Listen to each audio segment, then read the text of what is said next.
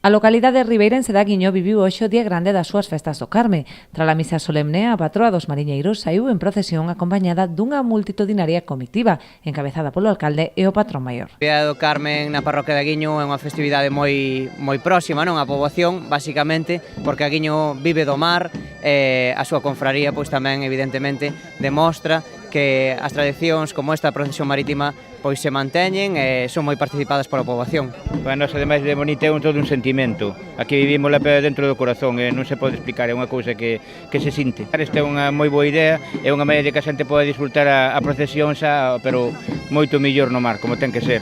Moitos veciños e visitantes agardaban no porto a chegada da Virxe para vela embarcar e mesmo acompañala no seu percorrido marítimo.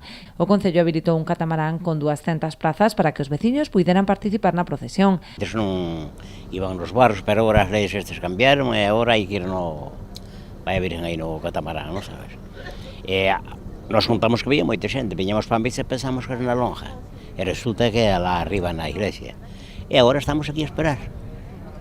A Virgen do Carme foi sempre con nós.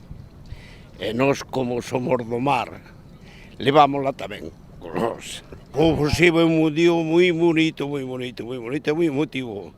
E ten o seu valor. Una tradición moi bonita. Yo ya la he hecho varias veces con el barquito, pero no lo he sacado, pero bueno, iremos a verlo detrás con el catamarán e a pasar el día.